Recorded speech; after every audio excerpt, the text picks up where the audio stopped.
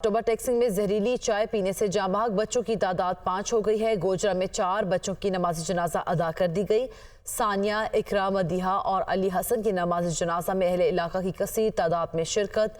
मरने वाले बच्चों की लाशें उनके मामू ने वसूल की। वालिदा को इंतहाई तशवीशनाक हालत में एलाइड अस्पताल फैसलाबाद मुंतकिल कर दिया गया है। पुलिस ज़राए की जानिब से ये कहा गया है। अफसोसनाक वाक़या पेश आया था टोबा टेक्सिंग में। पीसीबी का गैरी क्रिस्टन को व्हाइट बॉल, जेसन ग्लेप्सी को रेड बॉल का हेड कोच बनाने का फैसला। रस्मी कार्रवाई मुकम्मल होने पर बाकायदा ऐलान भी किया जाएगा। पाकिस्तान क्रिकेट टीम के असिस्टेंट कोच की तलाश भी शुरू कर दी गई है। पाकिस्तान क्रिकेट बोर्ड ने इश्तिहार भी आवेज़ा कर दिया है।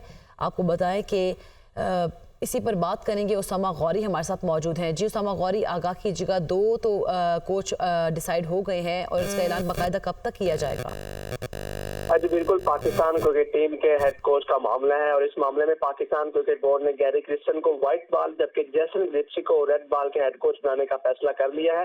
पीसीबी कोचेस की तलाश के लिए पहले ही अपनी ऑफिशियल वेबसाइट पर इश्तिहार जारी कर चुका है। इश्तिहार में 15 अप्रैल तक दरख्वास्तें मांगी गई हैं, जबकि रस्मी कार्रवाई पूरी होने पर पीसीबी दोनों कोचेस की ताजिनाती का ऐलान करेगा। रस्मी कार्रवाई 15 अप्रैल तक पूरी होने का इम्कान है, जिसके बाद पाकिस्तान क्रिकेट बोर्ड दोनों कोचेस की ताजिनाती का ऐलान करेगा। इस हवाले से पीसीबी ने असिस्टेंट कोच की तलाश भी शुरू कर दी है। पीसीबी ने असिस्टेंट कोच की तलाश के लिए अपनी ऑफिशियल वेबसाइट पर इश्तिहार भी जारी किया गया है, जिसमें पीसीबी ने 20 अप्रैल तक दरख्वास्तें मांगी हैं। ज़राए के मुताबिक यह है कि पाकिस्तान क्रिकेट टीम का जो असिस्टेंट कोच होगा वो पाकिस्तानी होगा।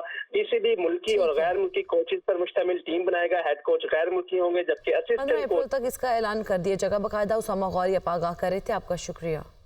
परवेज इलाही समेत दीगर को ज़िम्ने इलेक्शन लड़ने की इजाज़त देने का तहरीरी फैसला जारी कर दिया गया है। लाहौर हाई कोर्ट के 2 रुकनी बेंच ने अपील पर 9 सफ़ात पर मुश्तमिल फैसला जारी किया है। अपील कुनिंदा परवेज इलाही समेत दीगर के खिलाफ एतराज़ात साबित नहीं कर सका। तहरीरी फैसला ये सामने आया है। अपील कुनिंदा दुरुस्त हक़ाइक़ नहीं बता सका। सिंगल बेंच का फैसला कलअदम करार दिया जाता है। ये फैसला सुनाया गया है। परवेज इलाही समेत दीगर को ज़िम्नी इलेक्शन लड़ने की इजाज़त देने का तहरीरी फैसला जारी कर दिया गया है, जबकि लाहौर हाई कोर्ट के 2 रुकनी बेंच ने अपील पर 9 सफ़ात पर मुश्तमिल फैसला जारी किया है। जी मोहम्मद इशफाक, आगाह कीजिएगा, क्या फैसला जारी किया गया 9 सफ़ात पर जो मुश्तमिल है?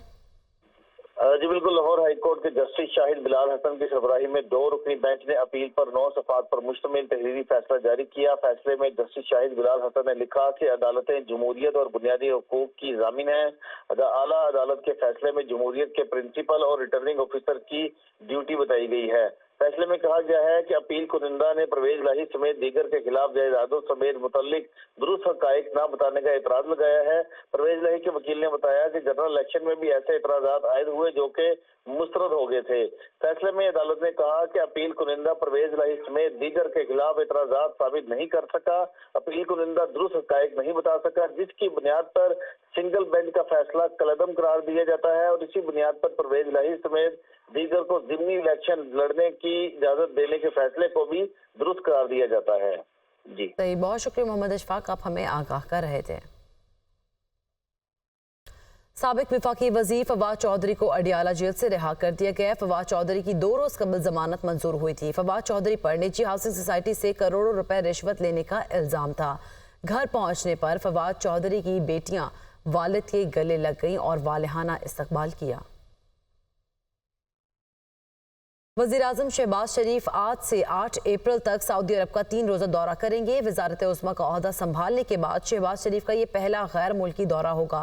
तर्जुमान दफ्तर खारिजा के मुताबिक वज़ीर खारिजा, वज़ीर दिफा, वज़ीर ख़जाना और वज़ीर इत्तलात व इक़्तिसादी उमूर भी वज़ीर आज़म के हमरा होंगे। वज़ीर आज़म के दौरा सऊदी अरब का शेड्यूल फाइनल। शहबाज शरीफ 8 अप्रैल तक सऊदी अरब का 3 रोज़ा दौरा करेंगे। वज़ीर आज़म उम्रा की अदायगी के अलावा सऊदी वलीअहद और दीगर आला हुकाम से मुलाकातें भी करेंगे। तर्जुमान दफ्तर खारिजा के मुताबिक वज़ीर खारिजा, वज़ीर दिफा, वज़ीर खजाना और वज़ीर इत्तलात व इक़्तिसादी अमूर भी दौरे के दौरान वज़ीर आज़म के हमरा होंगे, जबकि वज़ारत खजाना और रेकोटेक के लिए सरमायाकारी कमेटी के हुकाम भी वफ्द में शामिल होंगे। दौरे के दौरान वज़ीर खजाना सऊदी हुकाम को सरमायाकारी के लिए मुराद पर ब्रीफिंग देंगे। ज़राए के मुताबिक सऊदी अरब को रेकोटेक में सरमायाकारी पर खसूसी मुराद भी दी जाएंगी। रेकोटेक में सरमायाकारी के लिए SIFC को भी एतमाद में लिया गया है।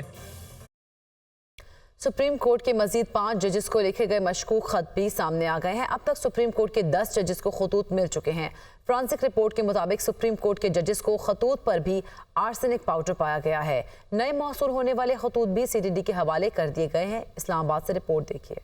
जजों को मशकूक खतूत मिलने का सिलसिला ना रुका। सुप्रीम कोर्ट के मजीद 5 जजेस को मशकूक खतूत मसूल। सुप्रीम कोर्ट अमले ने मशकूक खतूत CTD हुकाम के हवाले कर दिए। फ्रांसिक रिपोर्ट के मुताबिक खतूत में मिलने वाले पाउडर में आर्सेनिक पाया गया। जराये के मुताबिक सुप्रीम कोर्ट के जस्टिस मुनीब अख्तर, जस्टिस मोहम्मद अली मजहर, जस्टिस हसन अजहर रिजवी, जस्टिस इरफान सादत खान और जस्टिस आयशा मलिक के नाम भी मशकूक खतूत मसूल हुए हैं। ख्याल रहे कि गुज़िश्ता दिनों चीफ जस्टिस पाकिस्तान समेत 5 जजों के नाम पाउडर भरे मशकूक खतूत आए थे। इन जजों में जस्टिस मंसूर अली शाह, जस्टिस अतर मिनल्लाह, जस्टिस जमाल मंदोखेल और जस्टिस अमीनुद्दीन शामिल हैं। फ्रांसिक रिपोर्ट के मुताबिक पाउडर में आर्सेनिक की मिकदार 10% पाई गई। जराये के मुताबिक जजेस के नाम तमाम खत एक ही तारीख को आए थे, जिनमें से कुछ खतूत जजेस को अब मिले हैं। अब तक सुप्रीम कोर्ट के 10 जजेस को खतूत मिल चुके हैं। लाहौर हाई कोर्ट के जजेस को खतूत वसूल करवाने वाले डाकिये को दुनिया न्यूज़ ने तलाश कर लिया है। लाहौर हाई कोर्ट को मोहम्मद आतिफ नामी पोस्टमैन ने खतूत वसूल करवाए। मोहम्मद इशफाक की रिपोर्ट में देखिए।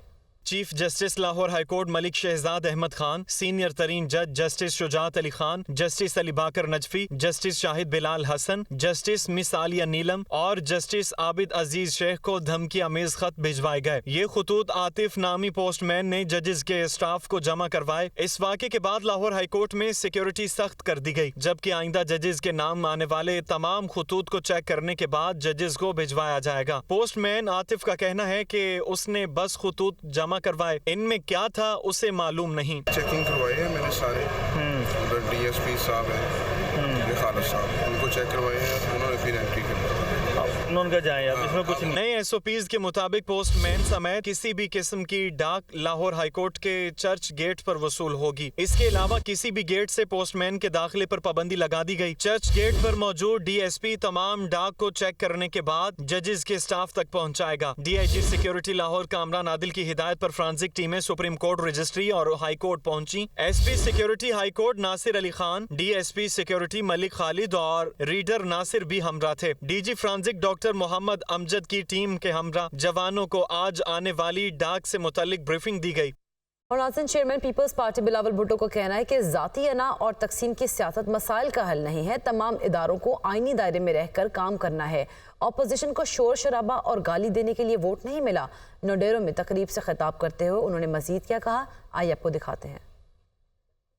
जो सियासतदान है वो जो अपने जाती इश्यूज है, जो जाती अना है, जो जाती मसले हैं, उन पे ज़्यादा तवज्जो दिया जा रहा है। मैं ख़ास तौर पे जो पाकिस्तान के पार्लियामान में हमारे ऑपोजिशन के साथी हैं, उनको भी अपना जिम्मेदारी का एहसास होना चाहिए कि अगर उनको वोट पड़ा है तो पाकिस्तान के अवाम ने इसलिए ऑपोजिशन को वोट नहीं दी कि वो आके सिर्फ गालियाँ दे, सिर्फ शोर शराबा करे।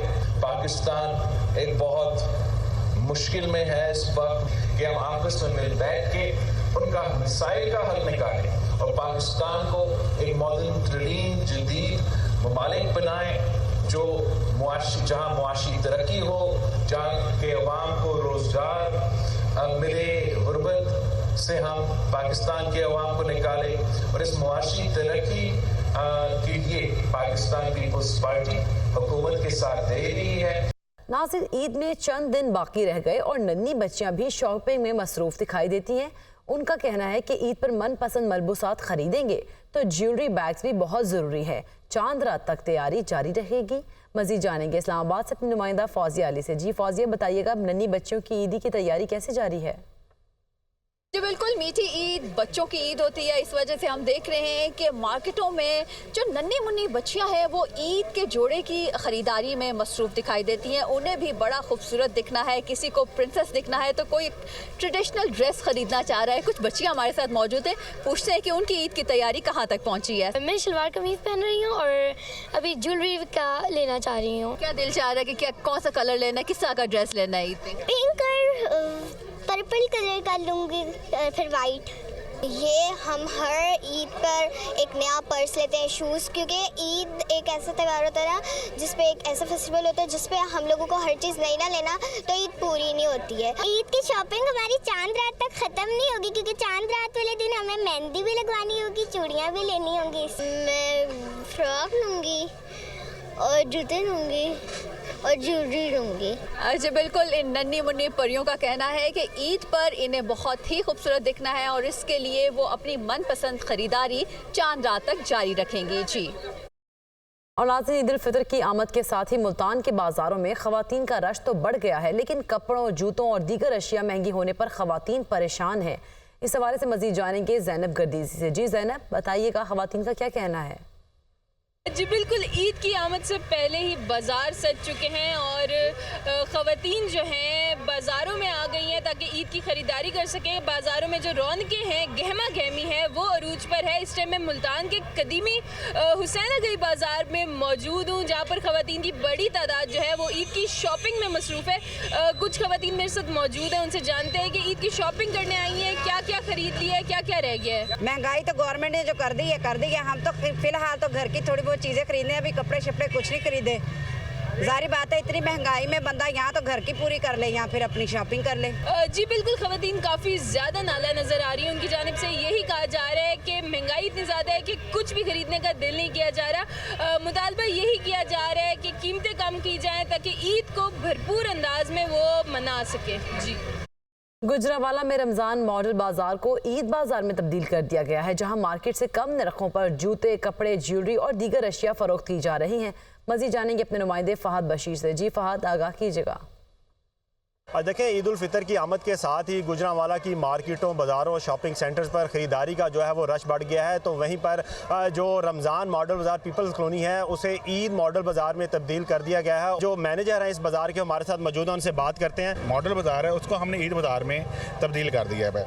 आप देख रहे हैं कि पूरी गुजरांवाला की आवाम इस बाज़ार के अंदर आ रही है, कम से कम रेट में मलबूसात मिल रही हैं, चूड़ियाँ मिल गई हैं, मेहंदी, ईद की शॉपिंग कर रहे हैं लोग, और ये सिलसिला इंशाल्लाह चांद रात तक चलता रहेगा। आज बिल्कुल आपने सुना, जो मैनेजर हैं इस ईद बाज़ार के, उनका यही कहना है कि ये जो बाज़ार है ये चांद रात गए तक कायम रहेगा। यहाँ पर जो स्टॉल लगाए गए हैं जिसमें जूते, ज्वेलरी, कपड़े के हैं, बड़ी तादाद में ख़वातीन और बच्चे यहाँ पर ख़रीदारी के लिए पहुँच रहे हैं। मार्केट से 15 से 20% कम नरखों पर ये अशिया यहाँ पर लोगों को मिल रही हैं। उनका कहना है कि ये बाज़ार लगाने का मकसद ये है कि बड़ी तादाद में शहरी जो हैं वो ईद की खुशियों में शामिल हो सकें, नए मलबूसात खरीद सकें, नए जूते खरीद सकें, और ये बाज़ार जो है वो चांद रात तक जो है वो इसी तरह कायम रहेगा। जी, ईद उल फितर की आमद ईद की खुशियां अपने प्यारों के साथ मनाने के लिए परदेसी अपने आबाई इलाकों को रवाना होना शुरू हो गए हैं। मुसाफिरों की बड़ी तादाद रावलपिंडी के रेलवे स्टेशन पर भी पहुंचना शुरू हो गई है। रावलपिंडी से मजीद तफसीलात बता रही हैं हरीम जदोन। जी बिल्कुल, ईद उल फितर में कुछ ही रोज़ बाकी रह गए हैं और ईद ऐसा त्यौहार है जो कि अपनों के साथ ही मनाया जाता है। और यहाँ इस वक्त मैं मौजूद हूँ रेलवे स्टेशन पे। लोग अपनों में ईद मनाने के लिए आज से रवाना हो रहे हैं। पाकिस्तान रेलवे की जानिब से इस मौके पे 4 खुसूसी ट्रेन भी जो है वो चलाई गई हैं। यहाँ पे हमारे साथ कुछ शहरी मौजूद हैं, उनसे बात कर लेते हैं। सर, आप बताइएगा कहाँ जा रहे हैं ईद मनाने के लिए और कैसा जो है लगता है जब ये त्यौहार आता है?